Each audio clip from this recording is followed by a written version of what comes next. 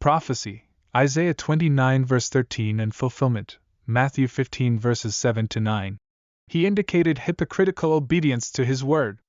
The prophecy in Isaiah 29 verse 13 condemns empty and hypocritical worship, where people honor God with their lips but their hearts are far from Him. The fulfillment of this prophecy is found in Matthew 15 verses 7 to 9, where Jesus confronts the religious leaders of His time for their outward display of devotion, while neglecting the true essence of God's Word.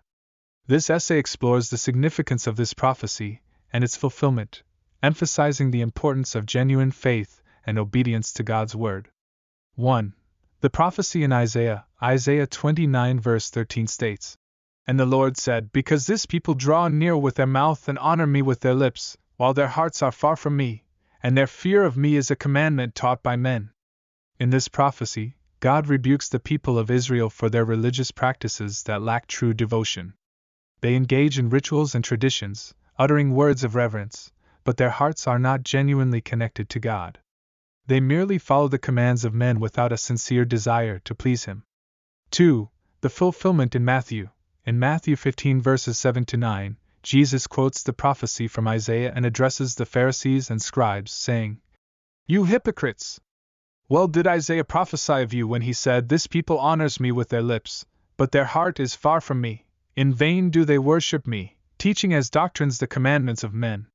Jesus exposes the religious leaders' hypocrisy, as they focus on outward acts of piety while neglecting the essence of God's Word.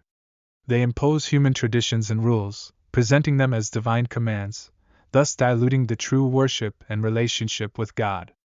3. The significance of the prophecy and fulfillment. The prophecy in Isaiah and its fulfillment in Matthew carry significant implications for believers of all times. A. Genuine worship. Both passages emphasize the importance of genuine worship that stems from a heart genuinely devoted to God.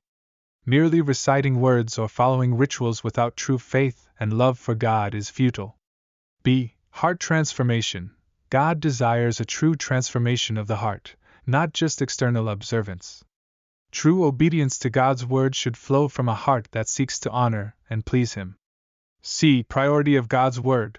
The fulfillment in Matthew highlights the significance of prioritizing God's Word over human traditions and teachings.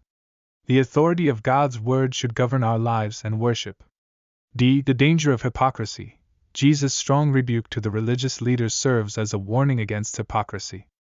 Empty religiosity can lead to spiritual deception and distance from God. 4. A universal message. While the prophecy was directed towards the people of Israel, its message is universal. All believers are called to examine their hearts and ensure that their worship is authentic, grounded in faith, and aligns with God's Word. 5. Application to modern context. In contemporary times, the prophecy and its fulfillment are relevant as ever. It reminds believers to continually assess their motives, ensuring that their worship and obedience to God are not superficial or hypocritical. In conclusion, the prophecy in Isaiah 29 verse 13 and its fulfillment in Matthew 15 verses 7 to 9 expose the dangers of hypocritical obedience to God's Word. Both passages call for genuine worship, sincere obedience, and a heart that seeks a true relationship with God. The fulfillment in Matthew serves as a timeless reminder for believers to prioritize God's Word above human traditions and to guard against empty religiosity. As believers, we should heed this message, allowing our faith and obedience to be rooted in sincere love for God and His Word.